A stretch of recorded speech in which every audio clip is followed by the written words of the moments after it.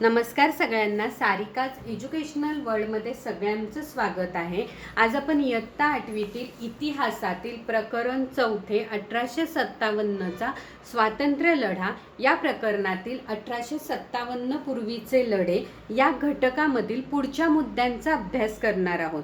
काल आपण बघितलं की 1857च्या पूर्वी देखील इंग्रजांच्या विरोधात अनेक उठाव झाले होते। म्हणजे ज्या ज्या ठिकाणी इंग्रजांनी आपली सत्ता स्थापन केली होती त्या ठिकाणी इंग्रजांनी अन्याय अत्याचार करायला सुरुवात केली होती। त्यामुळे लोकांच्या मनात असंतोष निर्माण झाला होता। अशातच 1770 मध्ये बंगाल या ठिकाणी मोठा दुष्काळ पडला। या दुष्काळामुळे इंग्रजांच्या वर्तनात बदल घडून यावे असे लोकांना वाटत होते, पण त्यामध्ये काहीच बदल झाला नाही। त्यामुळे बंगाल या ठिकाणी असलेल्या शेतकऱ्यांनी संन्यासी आणि फकीर यांच्या नेतृत्वाखाली इंग्रजांच्या विरोधात लढा सुरू केला। त्यातून प्रेरणा घेऊन इतर राज्यांमध्ये सुद्धा इंग्रजांच्या विरोधात लढा द्यायला सुरुवात झाली होती। त्यातूनच उमाजी नाईक यांनी सुद्धा रामोशी समाज आणि स्थानिक युवकांना एकत्र करून इंग्रजांच्या विरोधात बंड केले। यामध्ये त्यांनी इंग्रजांच्या विरोधात एक जाहीरनामा काढलेला होता।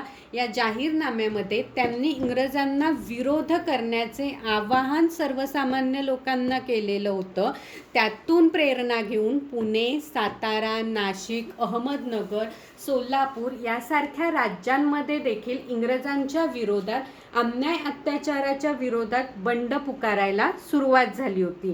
थोडक्यात या उमाजी नाईक यांनी सुरू केलेले हे जे बंड आहे त्या किंवा विरोध आहे त्याची तीव्रता इतकी प्रचंड होती की त्यामुळे इंग्रजांना आपल्या सत्तेला धोका आहे याची जाणीव झाली आणि त्यातून ईस्ट इंडिया कंपनीने 1832 मध्ये उमाजी नाईक यांना अटक केली आणि पुणे येथे त्यांना फाशी देण्यात आली। पण उमाजी नाईक यांना जरी फाशी देण्यात आली असली किंवा हे बंड जरी दडपून टाकण्यात आले असले तरी सुद्धा यातून प्रेरणा घेऊन अनेक ठिकाणी इंग्रजांच्या विरोधात उठाव करायला सुरुवात झालेली होती। म्हणजेच जंगल संपत्तीवर उदरनिर्वाह करणारे जे आदिवासी किंवा इतर वन्य जमाती आहेत त्यांनी देखील इंग्रजांच्या विरोधात उठाव केले। कारण इंग्रजांनी जंगल संपत्तीवर आधारित एक कायदा केलेला होता। या कायद्यामुळे या आदिवासी व वन्य जमातींच्या उदरनिर्वाहावर किंवा रोजगारीवरती परिणाम होणार होता।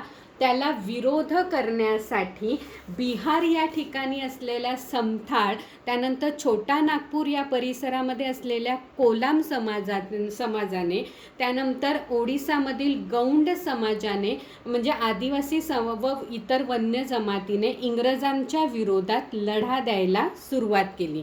म्हणजे फक्त पुणे किंवा सातारा, नाशिक, बिहार या ठिकाणीच इंग्रजांच्या विरोधात लढा झाला असं नाही, तर महाराष्ट्रामध्ये भिल्ल, कोळी, रामोशी यासारख्या जमातींनी सुद्धा इंग्रजांच्या विरोधात उठाव सुरू केले। कोल्हापूरमध्ये गडकऱ्यांनी उठाव करायला सुरुवात केली। कोकणामध्ये सावंतांनी उठाव करायला सुरुवात केली। थोडक्यात सांगायचं झालं तर फक्त स्थानिक लोकांनी किंवा विशिष्ट समाजानेच इंग्रजांच्या विरोधात उठाव केले असं नाही, तर जमीनदारांनी, राजे रजवाड्यांनी देखील इंग्रजांच्या विरोधात उठाव करायला सुरुवात केलेली होती। थँक्यू।